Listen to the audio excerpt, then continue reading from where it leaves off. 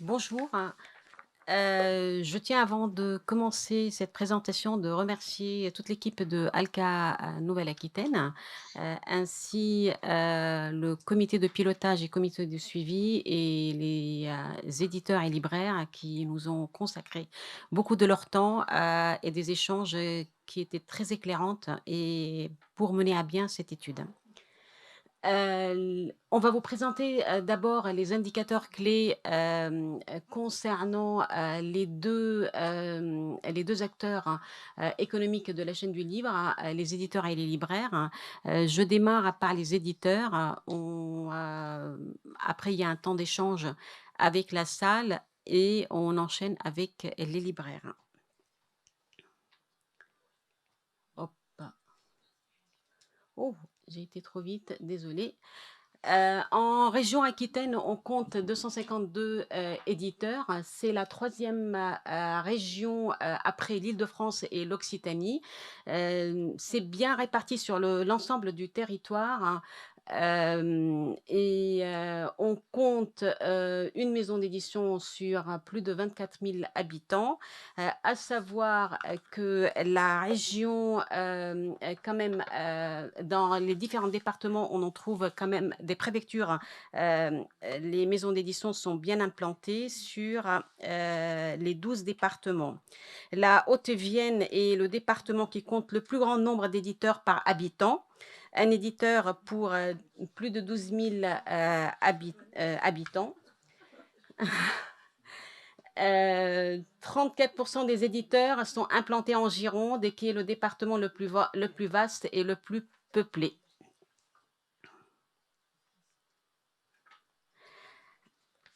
L'âge moyen des maisons d'édition dans la région est de 20 ans, des maisons d'édition qui sont à deux vitesses, des structures matures, où on compte 41 des éditeurs qui ont plus de 20 ans d'existence, et des structures un peu plus jeunes avec des maisons créées il y a moins de 10 ans. La région montre une vraie dynamique, car elle attire quand même, elle a attiré la création de 91 maisons d'édition sur les 10 dernières années, et parmi les 91 maisons d'édition, 22 nouveaux éditeurs, se sont implantés entre 2019 et 2022.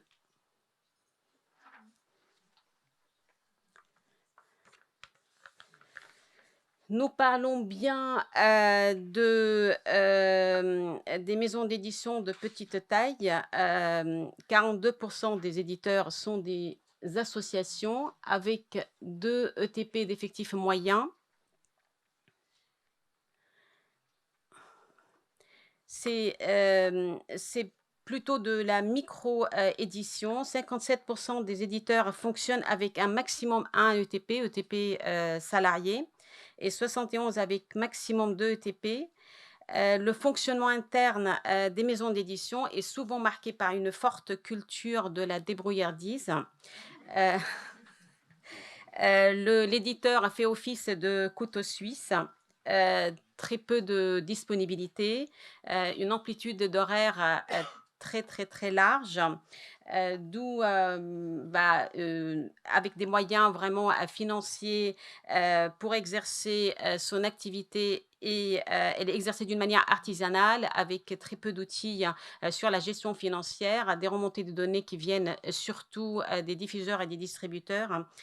D'où la préoccupation peut-être de l'éco-responsabilité qu'on a évoquée auparavant, prend peut-être un peu moins de place.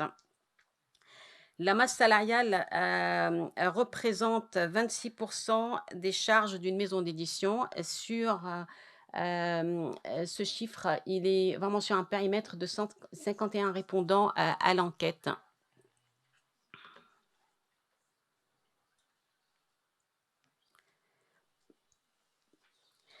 Alors, 59 des éditeurs assurent eux-mêmes leur diffusion et leur distribution. Côté diffusion, on a 5 des éditeurs, ils ont accès aux grands diffuseurs nationaux, les grands groupes. heu et hem et 7 des maisons d'édition s'adressent à l'un des 4 diffuseurs régionaux.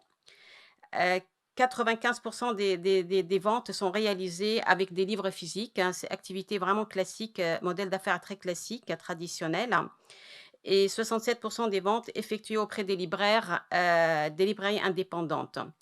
Côté, distribution, bon, on trouve, à peu près la même proportion, 9 des éditeurs, hein, ont accès aux plus gros, distributeurs nationaux, et 9 ils confient leur distribution, à des acteurs, régionaux. Hem, L'autodiffusion, la surdiffusion, elle est quand même assez présente, chez ces éditeurs.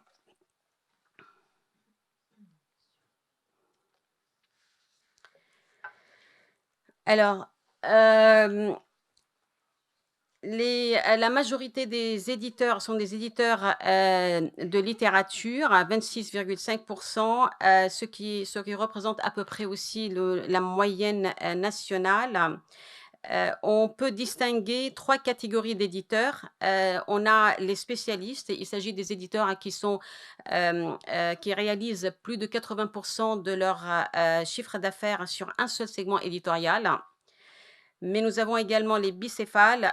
Il s'agit des éditeurs, qui sont présents sur des segments éditoriaux à minima, à chacun 20 de leur chiffre d'affaires. Et les diversifiés, ce sont des éditeurs, qui sont présents au moins sur 3 segments éditoriaux, représentant chacun 10 de leur chiffre d'affaires. En règle générale, les maisons d'édition, régionales sont spécialisées sur un seul segment. La plupart des fois, quand ils investissent sur d'autres segments, c'est souvent, suite à une opportunité ou une rencontre avec, un auteur. Voilà les chiffres par rapport aux chiffres, de GfK. Le chiffre d'affaires, le chiffre d'affaires sur un panel de 51 répondants, sur l'ensemble des maisons qui sont, représentées. Il s'agit ici d'un chiffre d'affaires qui est déclaré net, de remise et net de retour, hein. On est à 188 KE de chiffre d'affaires, une progression de vente de 48, plus de 48 sur 2021-2020, hem, qui est quand même supérieur. C'était juste après, la crise sanitaire, hein. Les éditeurs de la région ont souffert, de cette crise, mais par contre, il y a eu un rattrapage en 2021 après la crise sanitaire, et qui est quand même supérieur à la moyenne nationale. Difficile pour nous de l'expliquer, vu, le panel des répondants, sur, cette enquête.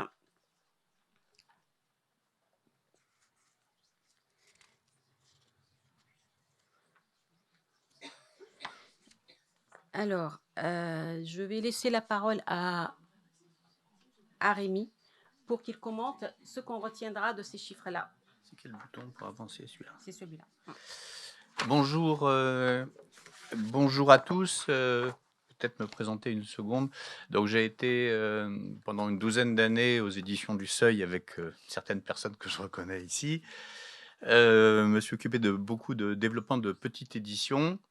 J'ai travaillé depuis une vingtaine d'années pour l'Asfored, voilà, au Conseil général du Morbihan en tant que responsable de la culture. Et aujourd'hui, je suis élu en charge de la culture dans une petite ville du Morbihan. Voilà.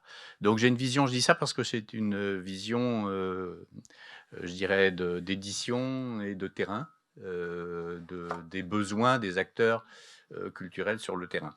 Alors, dans l'étude qu'on a réalisée, donc l'idée là maintenant sur ces quelques slides pour la partie éditeur, c'est d'essayer de tirer quelques leçons, même si ce sont des enquêtes quali et quanti, c'est toujours un peu sec. Le quali étant sur des échantillons un petit peu courts, mais quand même, il y a 4 slides à vous présenter. qui font d'ailleurs écho à ce qui a été dit, au début de cette séance aujourd'hui. En fait, vous avez un territoire qui est très riche, culturellement parlant, c'est-à-dire que l'ensemble de la région, Nouvelle-Aquitaine, que ce soit en termes, de production d'idées, de création, de nouveaux talents, voilà, est riche et on va le retrouver dans tous les enquêtes Cali et Canty qu'on a pu mener. Ce qui veut dire que les maisons d'édition n'ont pas de difficulté, on va dire ça comme ça, finalement, à trouver le terreau nécessaire à produire et qu'elles sont relativement centrées sur un, un faible nombre de lignes éditoriales. Alors j'essaye toujours de tirer des leçons parce que je considère, ça c'est mon expérience sur la petite édition, que la dispersion pour une petite maison d'édition est catastrophique. Hein, je fais un peu court, mais c'est-à-dire qu'il faut avoir un métier, il faut se centrer le plus possible sur son cœur de métier, et quand on veut être partout, eh ben, finalement, on travaille un petit peu moins bien. Euh, Classiquement, et je surprendrai personne, en disant que le rythme soutenu de nouveautés est une envie permanente de tous les éditeurs, et qu'on est aussi malheureux quand on sort trop de nouveautés, d'avoir finalement à enterrer des livres qui ont un an et qui peuvent être effectivement de qualité. Alors, l'étude, on vient de la terminer et on a tous traversé cette pandémie. La leçon à tirer, et qui est quand même assez étonnante, c'est qu'au bout du compte, la culture, et le livre singulièrement, pas la culture, le livre singulièrement, s'en tire plutôt bien dans toute, globalement, hein, parce que j'ai toujours quelqu'un qui va me poser une question en me disant ça va pas du tout, mais globalement, on s'en sort plutôt bien, soit en termes d'édition, soit en termes de librairie, on verra après. En termes d'édition, finalement, il y a eu une espèce d'électrochoc qui a amené les éditeurs à se poser la question de savoir si il fallait ou pas continuer, s'il fallait faire des choix. Ça fait mal, c'est très difficile de se séparer d'un auteur, d'un livre ou d'un projet, mais une des leçons, c'est quand même que on s'est posé de bonnes questions parce que je sais bien qu'on n'aime pas trop le dire, mais vous êtes, en tout cas, les éditeurs qui sont présents dans la salle, vous êtes des entrepreneurs, vous êtes des chefs d'entreprise, et à un moment donné, il faut gérer. Voilà. Et donc, il y a eu, entre guillemets, bien évidemment, un bénéfice aux leçons à tirer de la pandémie. Voilà. Ceux qui ont le plus souffert, évidemment, sont les auteurs, les éditeurs autodiffusés, tout simplement parce que comme il n'y avait plus de salon, il n'y avait pas de lieu pour pouvoir vendre les livres.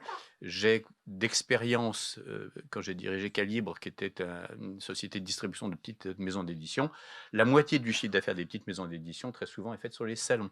Quand il n'y a pas de salon, vous perdez la moitié de votre chiffre d'affaires.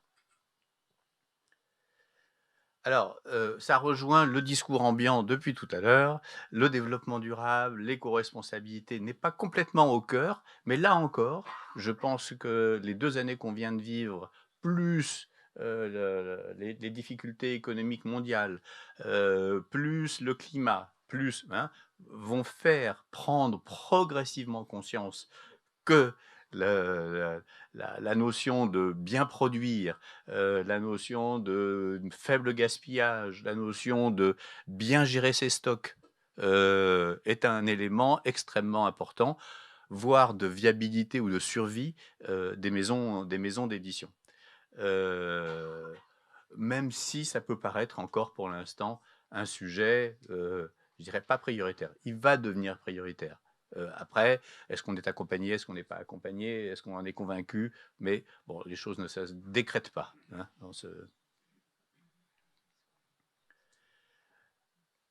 En ce qui concerne toujours pareil, hein, c'est les leçons de cette enquête Cali-Canty, notamment là. Euh, Toujours à peu près, pas de grandes nouvelles, on va dire, sauf deux points importants. Bon, besoin de formation sur la communication. Bien sûr, il fallait communiquer puisqu'on était en période pandémique, donc il fallait faire savoir que des livres existaient. Bien sûr, le développement des réseaux sociaux pousse chacun, donc du coup, à vouloir être présent sur un canal ou sur un autre. Bon, et pour ça, bah, il faut être formé. Ce que je pense, et là, je saute tout de suite à la dernière ligne sur le rôle important des structures comme l'AENA et l'INA qu'on a rencontrées ou avec qui on a beaucoup discuté et qui sont absolument centrales dans l'aide, que ce soit pour les éditeurs ou que ce soit pour les libraires. Donc, il y a cette notion, moi je pense, depuis 2 ans, de besoin de travailler, de partager, alors que par essence, l'édition est un acte solitaire. C'est-à-dire que on n'a pas envie. Pourquoi est-ce que j'irais partager mon projet éditorial? Mais la question, elle est peut-être pas là. C'est est-ce que je peux partager la façon de bien travailler, de bien vendre, de bien faire savoir? Et là, évidemment, on n'a pas envie d'être seul et il faut travailler en commun avec d'autres.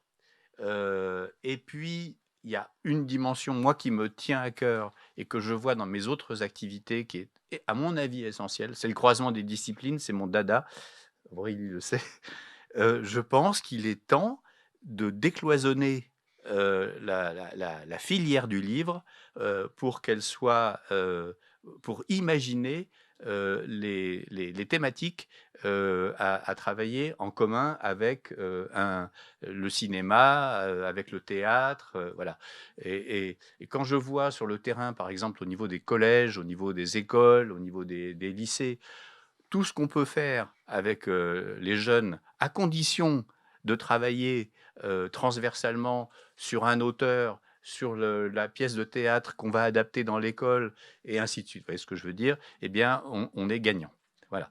Donc, première partie sur les éditeurs, je crois que on va parler. Voilà. Est-ce qu'il y a des questions? Oui.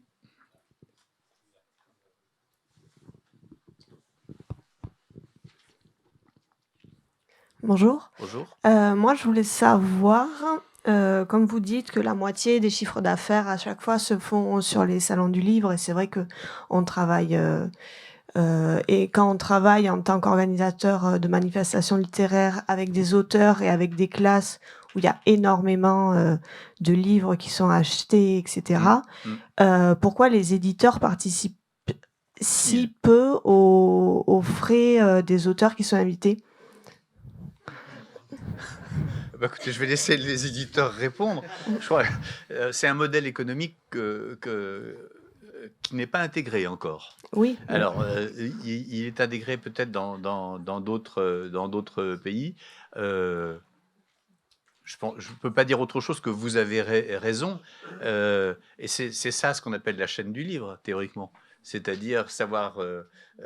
mais je pense que ça vient doucement. Par exemple, moi, je suis très frappé par le développement des résidences d'auteurs, des résidences d'artistes, qui finalement permettent de faire vivre l'écriture ou la création rémunérée, puisqu'on parle de gros sous. Là, voilà, et ça fait partie de... Bon.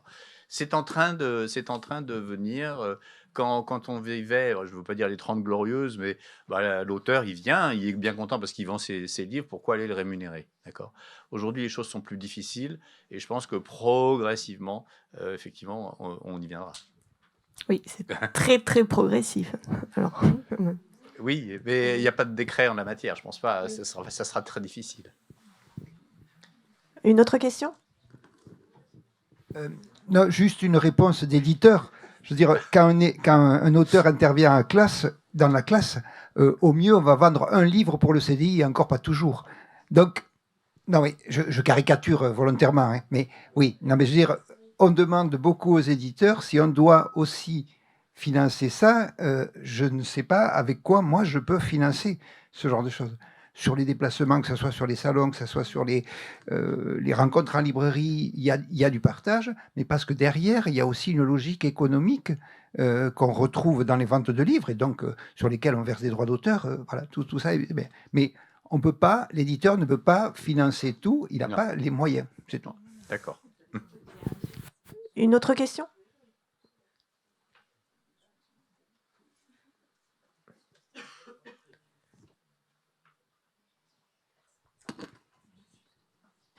Oui, bonjour, Juliette Mathieu des éditions du Détour.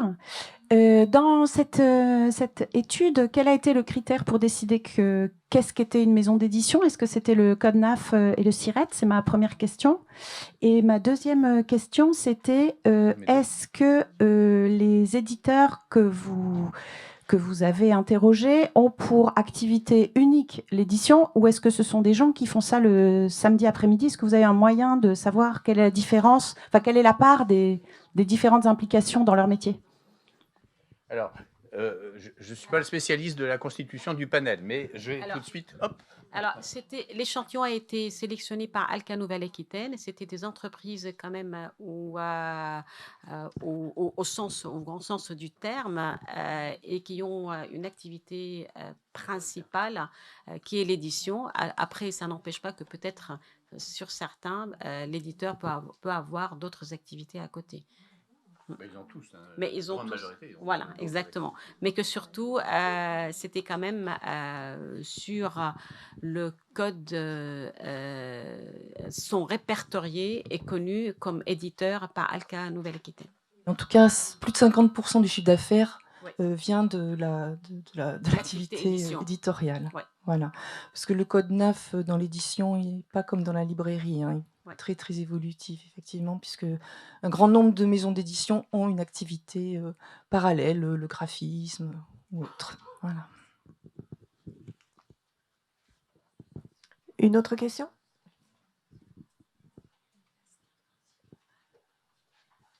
Bonjour et merci. Dans la première partie de l'étude, vous avez fait état de chiffres d'éditeurs diffusés, distribués à 5 et 7%, ce qui paraît quand même extrêmement faible. Est-ce que vous pouvez revenir sur ces chiffres? On va revenir.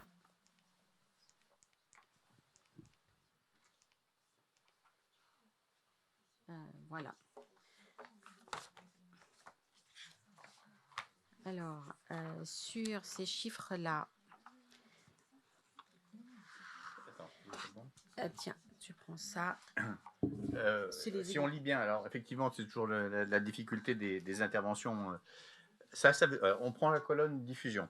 5% des éditeurs ont accès aux plus grands diffuseurs nationaux. Donc ça, on voit bien, hein, Hachette, Editis, voilà, les grands diffuseurs nationaux. 5% de l'échantillon sur lequel qui a répondu à l'enquête Quanti. Hein, pardon, voilà.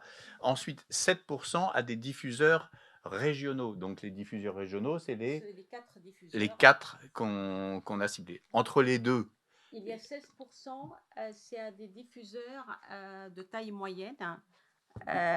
Quand même, ils sont diffusés professionnellement, comme par exemple des diffuseurs nationaux comme Macassar, Harmonia Mundi Livre, BLDD, DOD et CIE. C'est vraiment des diffuseurs de taille moyenne, mais qui sont nationaux. Au milieu. Ça répond à votre question? Mais ça fait que 12 éditeurs finalement qui sont diffusés sur les, entre guillemets, gros éditeurs que vous avez cités, Harmonia étant pas non plus un tout petit... disons, entre Hachette et Editis, c'est vrai, Harmonia devient diffuseur moyen, de taille moyenne.